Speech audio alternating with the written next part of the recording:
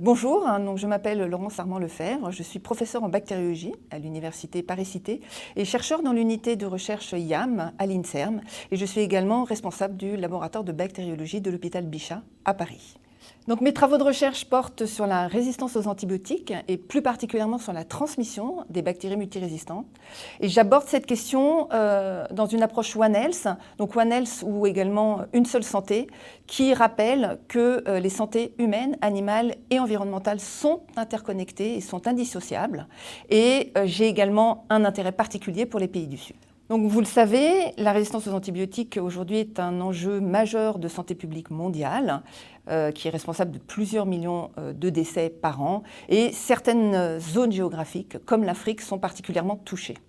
Et donc on parle souvent de pandémie silencieuse parce que les réservoirs sont peu visibles.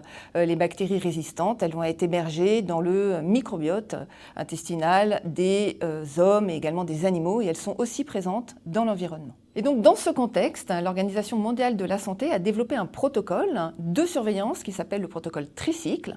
Et donc l'objectif de ce protocole est de mesurer la prévalence d'un indicateur clé. Donc cet indicateur clé, c'est Escherichia coli. Alors pourquoi Escherichia coli? Parce que Escherichia coli est présent dans les trois compartiments, donc homme, animal et environnemental, et que c'est également le premier pathogène responsable des infections chez l'homme. Et donc l'indicateur clé, c'est Escherichia coli, mais Escherichia coli producteur de bêta-lactamase à spectre étendu, communément appelé BLSE. Et donc les Escherichia coli BLSE, ce sont les bactéries multirésistantes les plus fréquentes et les plus préoccupantes.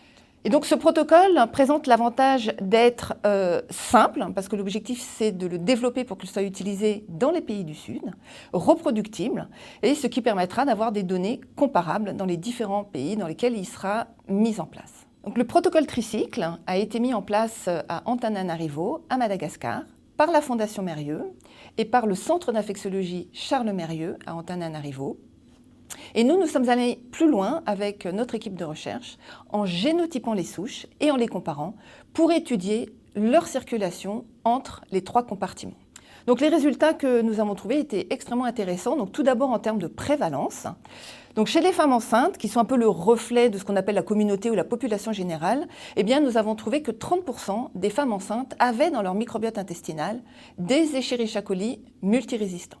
Donc chez les poulets, qui sont le reflet du compartiment animal et de la filière alimentaire, la prévalence de portage était de 57%. Et dans l'environnement, tous les points étaient positifs, tous contenaient des Escherichia coli multirésistants, qu'il s'agisse des points en amont ou en aval du fleuve qui traverse la capitale, mais également les prélèvements des effluents des abattoirs et également les eaux usées urbaines. Nous avons ensuite séquencé le génome des 277 souches d'Escherichia coli multirésistants que nous avons isolées, et nous avons considéré que les bactéries qui différaient par moins de 40 paires de bases, donc sur un génome qui en contient un peu plus de 4 millions, étaient identiques. Et donc sur ce schéma que vous voyez, les souches humaines sont en rouge, les souches de poulet sont en jaune et les souches de l'environnement sont en bleu. Et lorsqu'elles sont similaires, elles sont reliées par un trait. Et donc nous avons retrouvé 24 clusters de 82 souches qui étaient identiques entre deux compartiments. Le plus fréquemment, il s'agissait des compartiments humain et animal.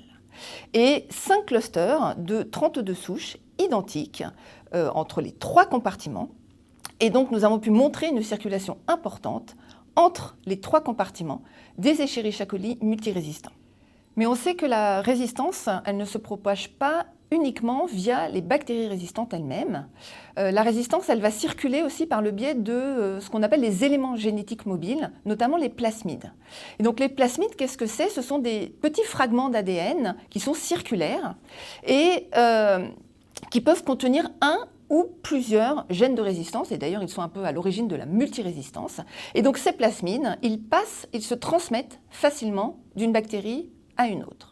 Donc pour notre étude, nous avons reconstitué et comparé les plasmides qui portaient les gènes de résistance, et nous avons observé que 15% des bactéries portaient un plasmide qui était peu fréquemment décrit dans la littérature, qui était de type INCY. Et ce plasmide, de façon intéressante, il était hautement conservé, il était exactement identique, quelle que soit la bactérie dans laquelle il se trouvait. Et donc nous avons retrouvé ce plasmide au sein de 34 Escherichia coli de fonds génétiques complètement différents, et ce qui a pu montrer la dissémination de ce plasmide dans les 3 compartiments, donc homme, animal et environnement.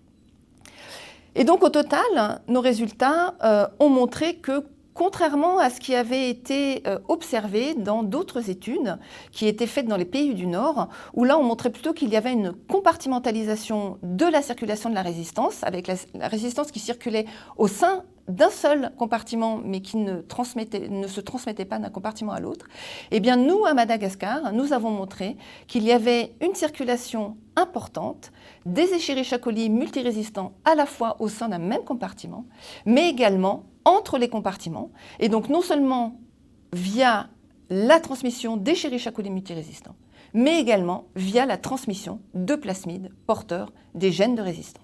Donc une hypothèse forte, c'est le rôle de l'environnement, et en particulier les eaux contaminées, qui pourraient être le lien entre le compartiment humain et le compartiment animal.